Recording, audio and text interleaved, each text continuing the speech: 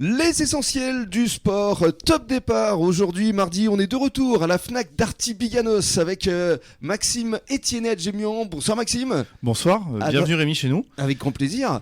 Et alors, donc, vous avez souhaité aujourd'hui inviter quelqu'un que vous connaissez bien, parce que vous avez fait du rugby ensemble il y a quelques années déjà. Exactement, j'ai décidé d'inviter aujourd'hui Thibaut Estorgue, donc un des joueurs du RCBA. C'est un ami de longue date. On a partagé le même maillot il y a quelques années. C'était à Clermont-Ferrand. À Clermont-Ferrand, exactement. Ouais. Donc c'est quelqu'un que j'ai suivi de près et ça me tenait à cœur de l'inviter aujourd'hui. Alors Thibaut, bonsoir. Bonsoir à tous les deux, merci Max pour ton invitation. Alors effectivement, donc vous êtes connus à Clermont-Ferrand tous les deux. Ouais, c'est ça, via le rugby, ce qui est pas rare à Clermont-Ferrand parce que c'est un peu le sport référence, on va dire. Et effectivement, on a partagé un peu le même maillot et la même passion. Alors Thibaut, Thibaut, on se retrouve ici. Voilà Thibaut, on va se tutoyer parce qu'on se connaît un peu depuis quelques années aussi. Toi donc tu étais déjà pilier à l'époque. Ouais, j'ai Ouais. j'ai connu plusieurs postes, mais ouais, pilier gauche depuis toujours. Ouais. Et Maxime, Troisième ligne. troisième ligne, d'accord. Et alors comment ça se passait entre vous à l'époque? On s'est pas réellement croisés sur le terrain. On a un écart générationnel qui fait qu'on on n'a jamais porté le maillot sous la même équipe. On a porté le même maillot. On s'est D'accord. croisés aux Vous êtes entraînements. croisés. On s'est croisés au centre, mais on n'a jamais échangé le fer ensemble. Et vous vous êtes retrouvés ici sur le bassin d'Arcachon. Et on s'est retrouvés sur le bassin, ouais. Alors complètement par hasard, hein, Thibaut pour sa carrière rugbystique et moi je me suis installé là professionnellement. Ouais. C'est amusant ça.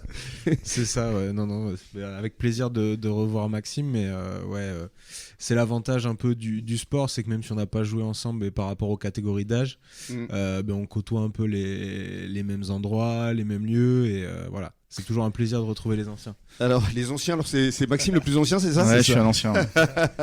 Alors on va parler de ton parcours Thibaut, parce qu'effectivement début de carrière assez intense et surtout avec l'équipe de France. À l'époque, les moins de 18 ans, moins de 19, moins de 20. Ouais, c'est ça. En parallèle, j'étais donc à Clermont au centre de formation.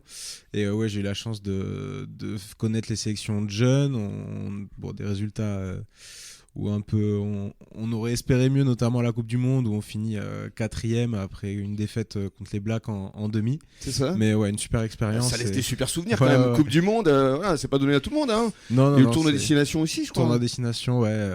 Donc ouais, des super souvenirs. Et puis par la suite, il y a eu Aurillac. C'est ça, Montauban-Aurillac en Pro D2, où là, ça s'est passé plus ou moins bien, notamment avec une grosse blessure au genou.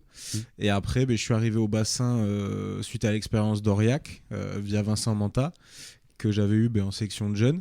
Et ça va faire ma 5e saison ici maintenant, donc que du plaisir, retrouver un peu du plaisir à jouer, et puis un monde un peu différent du monde pro. Qui est un peu où on perd un peu les valeurs humaines que j'apprécie dans le rugby, quoi.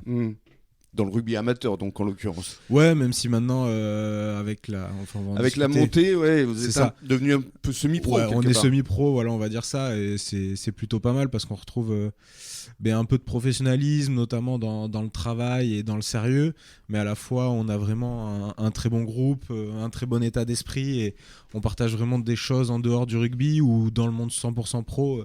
Des fois, on est plus collègues de travail que vraiment amis, quoi.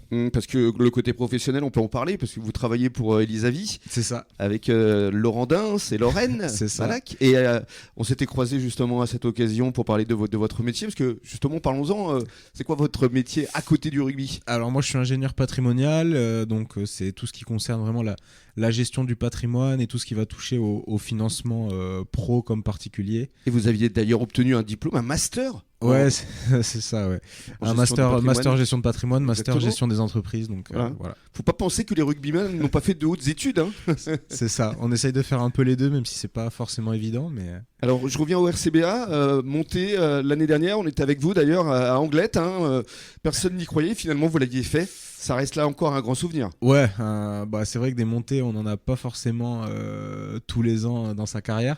Donc oui, un super souvenir. En plus, c'était un peu un groupe qui arrivait un peu à son terme, on va dire, parce qu'il y a pas mal de joueurs qui ont arrêté depuis. La retraite, Jean-Baptiste Cros, Damien Costanzo, Adrien Domecq, Tuani Cafoua, enfin pas mal d'anciens qui étaient au club depuis un moment et qui ont stoppé là-dessus. Ouais, et bon, quoi de mieux pour arrêter, ouais. Donc c'était un super souvenir. Et c'est vrai que du coup, monter en National 2 cette année où le niveau d'exigence est bien monté, donc à nous de s'adapter à ce niveau et de s'y mettre surtout. performer. C'est ça. Et justement, on va parler dans le cadre d'une deuxième intervention.